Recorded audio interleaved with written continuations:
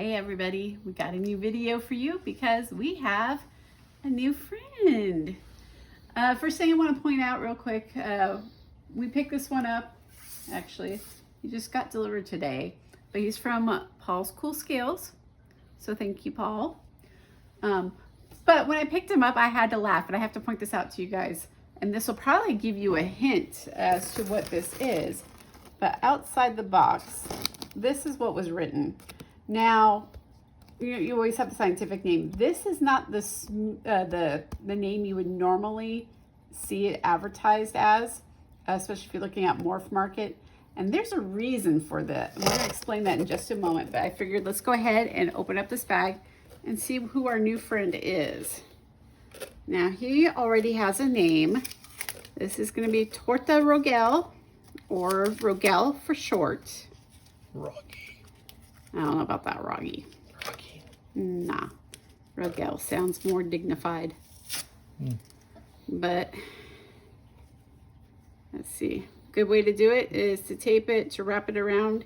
You don't want to tie these bags because snakes can hang themselves in it. And I am looking at this little guy. I might get smacked by him. Okay. So in the bag, he is very strong. They are notorious for being able to push open the lids of enclosures. So if you find yourself getting one of these, we've got a little paper towel in here. Interesting. Oh, hi. Hi. But if you find yourself getting one of these, you want to make sure you have a nice secure enclosure for them because they are escape artists. Here is our first look at him. His butt. Yes, and here we are. Yes, hello, beautiful. This is Rogel.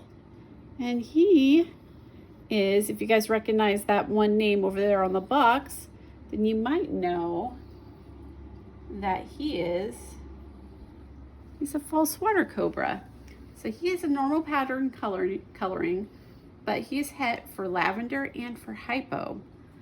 Now, for those who are interested in getting false water cobras, there's a couple things that you need to know about them. First of all, these snakes can get up to about 7 feet tall, very long, and they can weigh up to upwards of 10 pounds. So these aren't small snakes. You're going to want an enclosure that's a minimum of 8 by 3 by 3 for when they grow out. They actually grow out very quickly when they're fed properly. They can get up to 4 feet tall, and they're born at about 12 inches, or I should say hatched, they're about 12 inches. But he can get up to 4 feet long in his first year. Females obviously are gonna grow faster. Differences on females from males. Females have larger heads, but that's just kind of little things there. Another thing you really need to know about them is that these snakes are actually very intelligent. They will sit there and observe you. They'll watch what's going on. He's actually watching right now. They learn their keepers.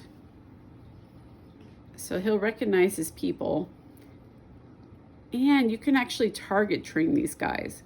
Now we're gonna try to target train him, and you guys will get videos of our training. But my understanding is they can differentiate between colors, and it's probably the shades that they're differentiating. But we're going to have several different targets for him to learn, and each one of them is going to represent different things. One will be for food. One of them will be for water time. He's going to get an outdoor kiddie pool because they are, as their name states, false water cobras. They love to be near the water. You can find them swimming quite frequently. Hello. You will find them kind of marsh, wet areas. But they are excellent at adapting to various climates, but preferably you're going to want to keep them in a humid environment with some kind of water feature function. So he's going to have a tub in his enclosure. Hello, beautiful. Just how smart he is. He's looking and taking everything in. He's got a new home, new person to learn. But yeah, he's going to get trained for different colored targets. Again, our blue one's going to be our water, our red one's going to be food. We're going to put together plastic mazes for him, probably be a white target. Maybe we'll have some outdoor, grass time targets, so green one. We're just looking for different things because they are so intelligent. You need to keep them stimulated. So you are going to be providing activities for these snakes. You don't normally have to do that for a lot of snakes, but these guys are one of the most intelligent snakes that there are, that we're aware of. Of course, you know, king cobras being the most intelligent, or thought to be the most intelligent, but these guys are right up there. Another thing that you need to know if you're looking to get one of these is they produce a lot of waste. You're actually going to be feeding them about every 5 days. And that kind of lasts through their whole life cycle. As they're younger, 4 to 5 days. As they get older, 5 to 7 days. Frequently, they are underfed, and you will find that you have snakes who are a year or 2 years old, and they're just very stunted because people don't understand that they have a high metabolism. And with that high metabolism comes a high yield for waste products for poop. So you're going to be cleaning out their enclosures frequently. They're also messy. They like to get dirt everywhere. They'll get dirt in their water. Like I said, he's just checking everything out right now. But you can expect to clean their enclosures more frequently than you would on a lot of your common snakes, your hognoses, your ball pythons. They can get away with longer as long as you're cleaning up the waste, you know, as it comes. This guy, frequent cleanings, but that also gives you opportunity to rearrange their enclosures to give them some more, you know, enrichment, or just to give them a little creative outlet. Look at him. He's just looking at what is going on. So beautiful snake. This is Rogel. We are really looking forward to raising him up.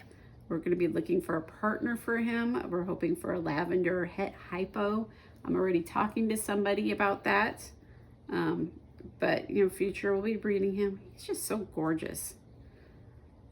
And we'll be giving you some more information. Kind of one thing they're trying to figure out, because they don't have their genome mapped, is these lavenders may actually be a natural coloration. It may not be a morph. And they kind of look a little bit silvery. So they may have naturally a wide variety of color ranges as opposed to true morphs. But I think that's what I have to share with you right now. He looks great. Like I said, he's bright. Just looking around, checking out his world. I also have a feeling that if I put him down, he's gonna be fast. But he was very strong. He was definitely trying to get out of that bag. We're gonna try to get a weight on him real quick, see if he'll cooperate. I know, baby. This might be a little bit easier said than done. I should have brought a lid with me. I have to re-tear this. Let's see. Hold on.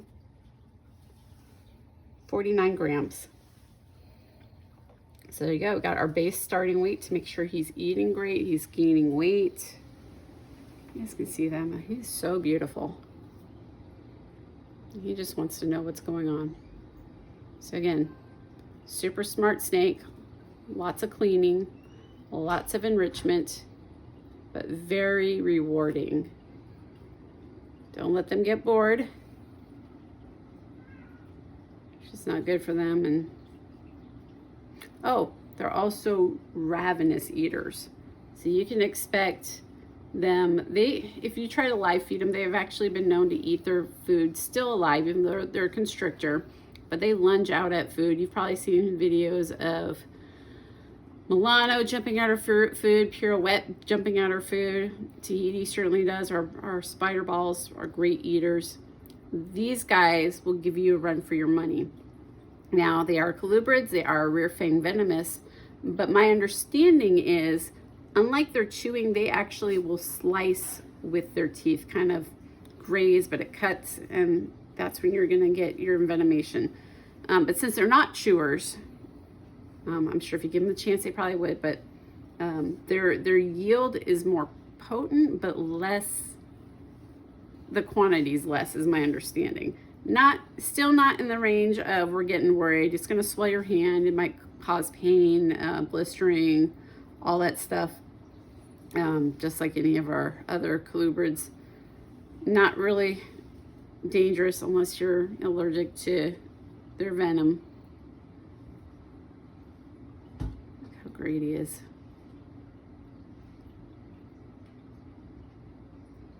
He just wants to know what's going on. But we're gonna go ahead and get his enclosure together. He's got plants waiting to go in. We're gonna look around and see what kind of stuff we have. Eventually he's gonna get a one of those dog treat puzzles ordered because they are really good at solving puzzles. So whatever we can do to keep his cute little mind occupied, and that'll be great. But there you have it. Rogel, the false water cobra. And yes, all right, sorry about that. Somebody hit the button. But like I was saying, just like our other little cobras, they hood up too, and they can spread out much further than our little hognoses when it comes to hooding. But I look forward to everybody watching and seeing him grow, seeing his mate when she gets here.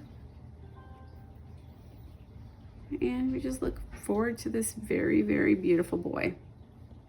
So thank you, everyone. We'll see you next time.